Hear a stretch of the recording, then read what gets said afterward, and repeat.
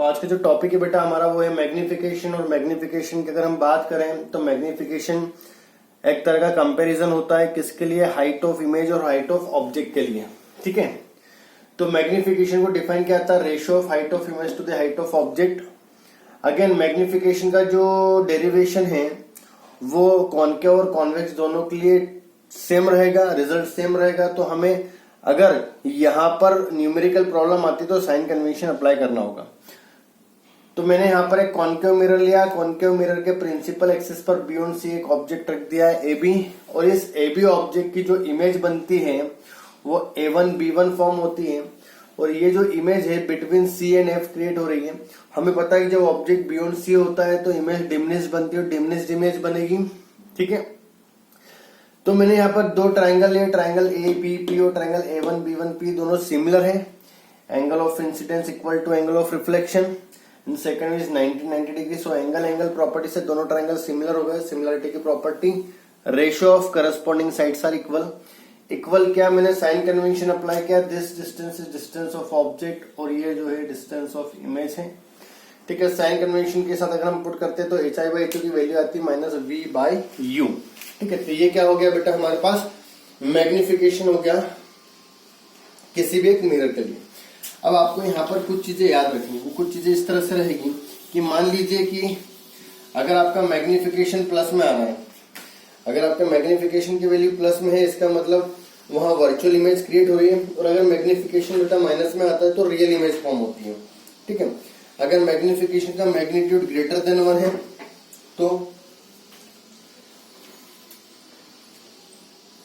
Magnified image बनेगी, और magnification का अगर मैग्नीट्यूड लेस देन 1 है तो डिमिनिश्ड इमेज बनेगी।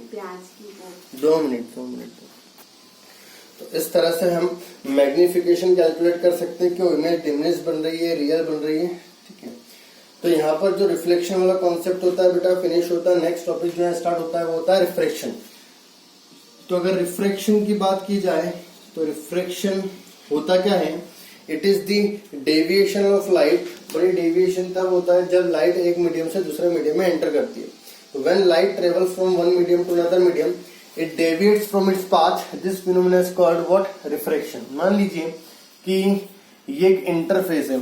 इंटरफेस वह जगह होती है जहां पर मीडियम चेंजेस होते हैं। इसका मतलब ऊपर कोई एक मीडियम होगा, नीचे कोई एक मीडियम है। हर एक मीडियम को डिफाइन करने के लिए क्या होती है, प्रॉपर्टी होती है। उस प्रॉपर्टी को हम बोलते हैं बेटा क्या, रिफ्रैक्टिव इंडेक्स। तो यहां पर इस मीडियम का रिफ्रैक्टिव इंडेक्स N1 है, इस मीडियम का रिफ्रैक्टिव इंडेक्स N2 है। मान लीजिए कोई रे ऑफ लाइट है जो एक मीडियम से दूसरे मीडियम में आ रही है, तो ये लाइट अगर मीडियम चेंज नहीं होता तो स्ट्रेट जाती, बट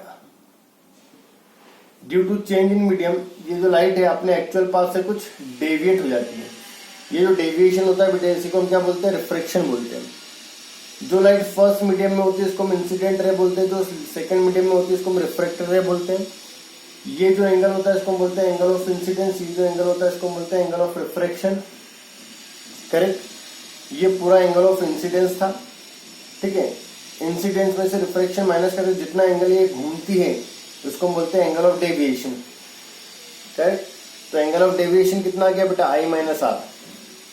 करेक्ट, जिस पॉइंट पर लाइट आती है उसको हम बोलते हैं point of incidence. Point of incidence पर इंटरफेस के परपेंडिकुलर लाइन ड्रॉ करते हैं, इसको हम बोलते हैं क्या बेटा, यहाँ पर नॉर्मल। ठीक, अगर रे ऑफ लाइट रेयर से डेंसर मीडियम में आ रही है तो बेंड टुवर्ड्स द नॉर्मल होती है। अगर वही रे ऑफ लाइट डेंसर से रेयर मीडियम में तो bend away from the normal होती है। मीन्स ये जो लाइट है वो कहीं यहाँ हमें मिलती है। ठीक, तो इस तरह से रिफ्रैक्शन को डिफाइन किया गया है। अब रिफ्रैक्शन की अगर बात की जाए तो रिफ्रैक्शन को डिफाइन करने के लिए भी यहाँ पे कुछ लॉज होते हैं। ठीक है, सबसे पहला जो लॉ होता है वो क्या होता है कि incident ray, refracted ray, normal all lie on the same plane at the point of incidence. जो इंसिडेंट रे होती है, जो रिफ्रैक्टेड रे होती है, जो नॉर्मल होते हैं, ये तीनों एक ही प्लेन में लाई करते हैं। और कहाँ लाई करते हैं, पॉइंट ऑफ इंसिडेंस पर लाई करते हैं। Second law, it is very important law which is also called Snell's law. And according to Snell's law, ratio of sine of angle of incidence to the sine of angle of refraction is a constant value. This constant value is called refractive index of second medium with respect to first medium. दो अगर मेरे पास medium के pair है और एक मैं monochromatic light use करता हूं, मोनोक्रोमेटिक लाइट एक ऐसी लाइट जो सिंगल कलर से मिलकर बनी होती है। अगर मैं दो पेयर ऑफ मीडियम यूज करता हूं और एक मोनोक्रोमेटिक लाइट यूज करता हूं तो उसके लिए एंगल ऑफ इंसिडेंस का साइन और एंगल ऑफ रिफ्रैक्शन का साइन का जो रेशियो होता है कांस्टेंट वैल्यू होती है। This constant value is called refractive index of second with respect to first. ठीक है, इसको हम ऑलरेडी ऐसे लिख सकते हैं N2/N1, ये विद रिस्पेक्ट टू एयर हो जाता है, which is also equal to V1/V2 velocity of light in first medium by velocity of light in second medium, which is also equal to wavelength in first by wavelength in second medium। ठीक है, तो it is very important law for numerical point of view. ठीक है, तो ये तो क्या हो गया बेटा हमारे पास लॉज ऑफ रिफ्रैक्शन। अब यहाँ पर रिफ्रैक्टिव इंडेक्स एक वर्ड यूज किया है, तो अगर हम रिफ्रैक्टिव इंडेक्स की बात करें बेटा तो जो रिफ्रैक्टिव इंडेक्स होते हैं उन्हें भी दो कैटेगरी में डिवाइड किया गया है। फर्स्ट कैटेगरी जो आती है रिफ्रैक्टिव इंडेक्स की, उसको हम बोलते हैं क्या, एब्सोल्यूट रिफ्रैक्टिव इंडेक्स। और सेकंड जो कैटेगरी होती है उसको हम क्या बोलते हैं बेटा, रिलेटिव रिफ्रैक्टिव इंडेक्स।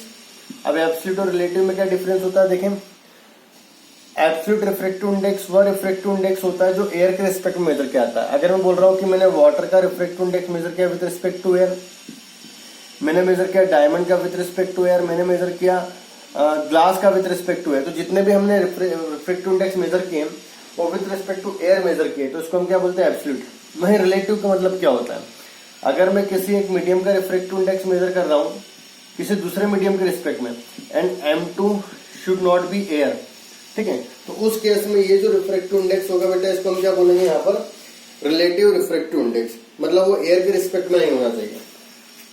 ठीक है, तो ये क्या हो गया बेटा हमारे पास रिफ्रैक्टिव इंडेक्स क्या होता है और स्नेल्स लॉ क्या होता है। अब अगर बात की जाए इन पे बेस्ड न्यूमेरिकल कैसे कैसे आ सकते हैं, डेरिवेशन क्या आ सकते हैं, तो देखें सबसे पहला जो यहाँ पर डेरिवेशन आता है it is for lateral shift. तो हम लेटरल शिफ्ट की बात करते हैं,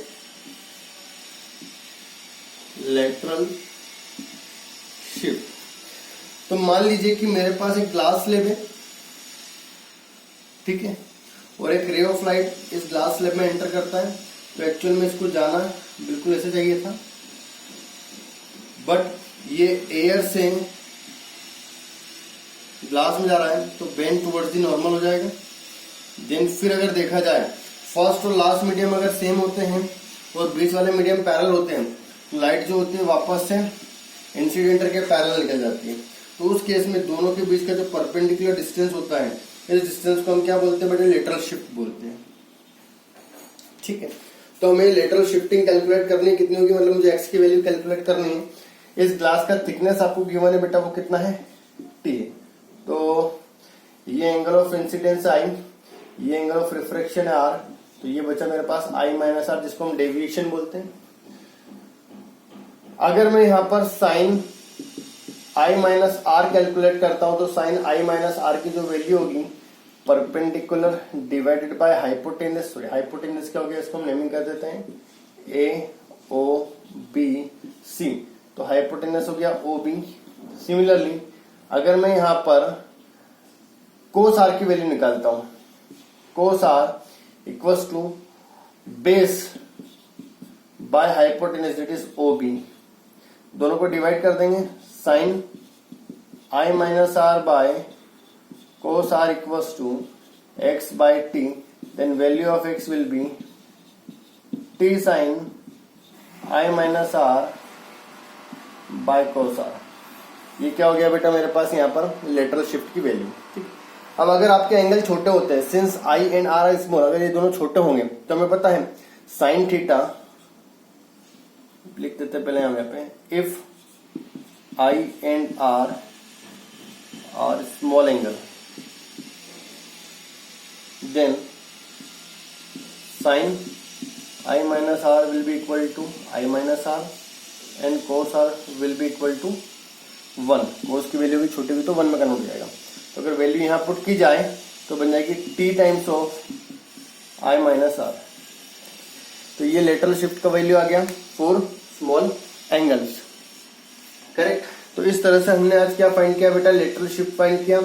हमने मिरर में मैग्निफिकेशन देखा और जो हमारा रिफ्रैक्शन था वो हमने आज यहाँ पर टॉपिक कवर किया है, ठीक है।